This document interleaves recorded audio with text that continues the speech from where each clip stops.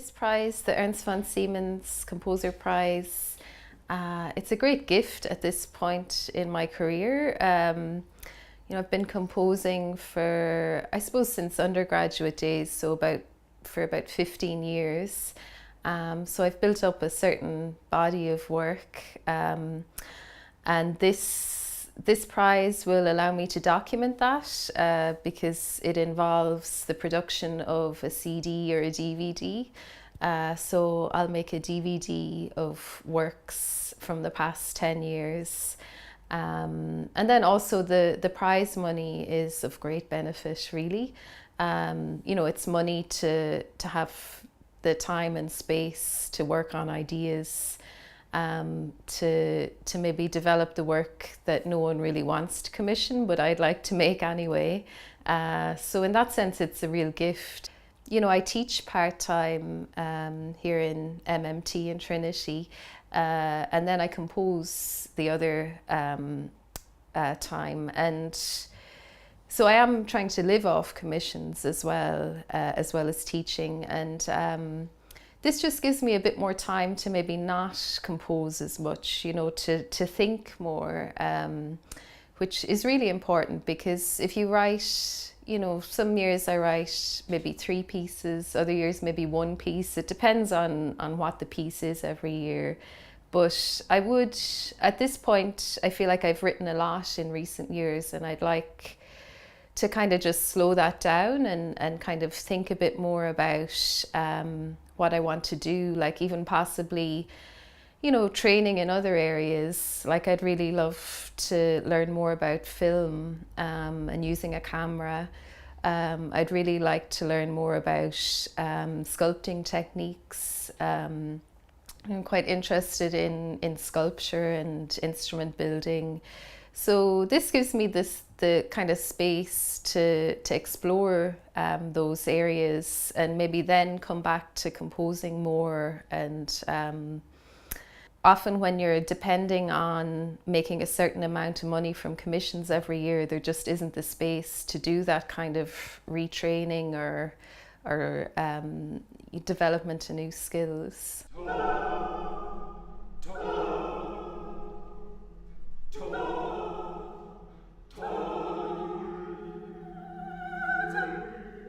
It's really important, I think, to have good documentation of the pieces, because,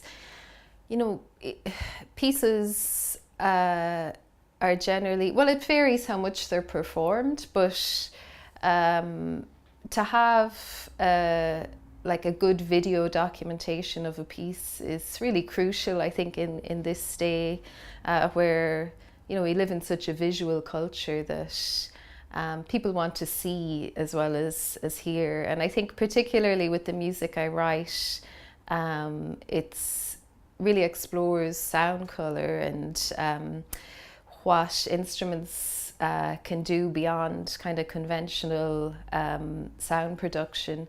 So when people hear it, they often think, oh, that's electronic, or, how would it be possible for an instrument to make that sound? So I think it's really important for an audience to see the music being made as well as hearing it. Most of my work is probably inspired by non-musical areas. And I think for a long time I was really working on the sonic language to articulate that. I'm still working on that, obviously, but at the same time, I think there came a point a few years ago where I realized that really to communicate the ideas that I'm trying to get across to an audience, that I also need to work on the visual elements, that there's something I could do there that would make the ideas clearer. And I suppose too, I've always liked theatre, and I've always been a bit jealous of theatre. Just the kind of the scope of what's open to them to do in theatre.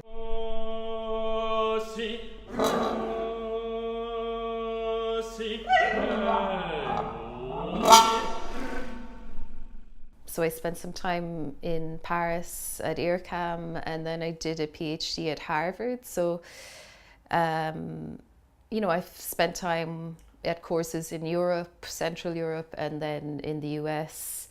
And through those kind of educational opportunities, I met a lot of groups that are active in both the US and Central Europe.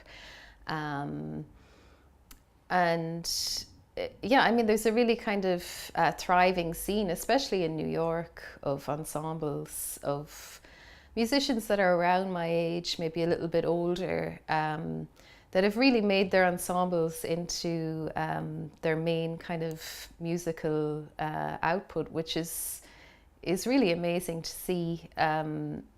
So I suppose I've built relationships with those groups through my time in those countries.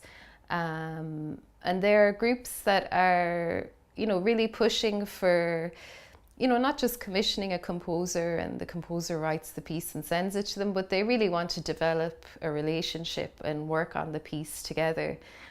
So to have like development phases and workshop phases before the piece is actually delivered.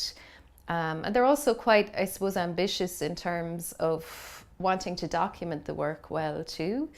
So that's something I suppose I've become also just seen the value of that, and that kind of developing work with musicians it's so beneficial to an artist in the end as well. There probably isn't the same kind of rehearsal time available, I would say, in Ireland. I mean, it varies from group to group what's possible, whether a group is running on maybe a short-term project funding to groups that have, more regular funding. I think the difference between those two structures in Ireland is quite crucial for the work that's then presented to the public. Like a lot of groups here run on very little and produce, what they produce in the end is quite kind of miraculous, really, given that maybe there's only a few hours of rehearsal.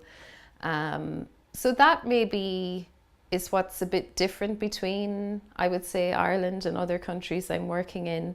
I mean, there are a lot of bursaries from the Arts Council here that a lot of countries don't have. And I've really benefited from them, and they're, that's a great thing for a country to have. But I think possibly when it comes to developing work with groups and other artists, and then producing the work, that's often where there just isn't enough of a budget compared to other countries to actually bring the work to a really high standard of presentation.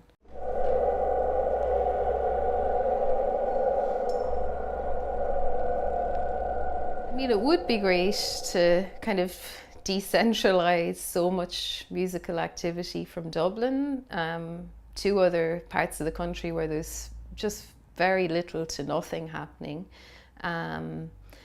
But it's also important, I suppose, to be realistic about what's possible there too. But there are great things happening around the country, like even near to where I'm from, there's a really amazing sculpture park in Loch Bura, which is kind of close to Kilcormac, for Ban, Tullamore kind of area. And this is owned by Bord na Móna. So Bord na Móna have provided their old machinery to artists to recycle into outdoor sculptures. So this machinery that was kind of pride of the land for a long time, it gets a kind of new life in the community. So that's been open for a while now, and that's somewhere that I'm interested in building some kind of performance space. So obviously it's not going to be a concert hall, but it will be a music experience of a different kind, which again I'm very interested in, because the concert hall for me is such a limited space. in a way, there's so much potential there. You know, you have a huge stage, you could have an orchestra of about 90 people. You know, you have all this space, but yet it's so inflexible in terms of like how musicians can move, where the sound can come from, interacting with the audience, allowing the audience to move.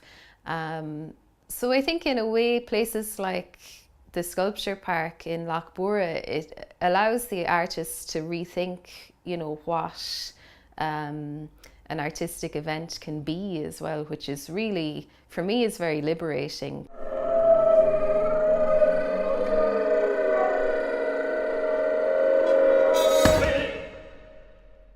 The last class I teach as part of a course here in MMT, we look at the future of music. So this idea of what theories of the future can tell us about what music will become, because so much of music education is about looking at the past. So I take one lecture a year to look at what people think the future will be, even in the past, like what they've imagined the future would be and whether that was right or not. And it's so hard to know because, you know, there's so many people who are striving for this completely new idea of what music is and of what art is. And then there's just so many people who are so content with what music is and have this very set idea of what that is. So I don't know. It's so hard to know in terms of that kind of divide too. But I would imagine that in the next decades that music will, like all the arts, will just become a lot more interdisciplinary, really. That like being a composer doesn't just mean that you know how to deal with sound, but that you'll also have to deal with visual components, with things like lighting and staging, and maybe even like writing words as well. And I suppose all those things have always been there, but I think for a lot of composers to really communicate what they really want to say, they're probably going to have to move more in that direction of integrating other media into sound as well.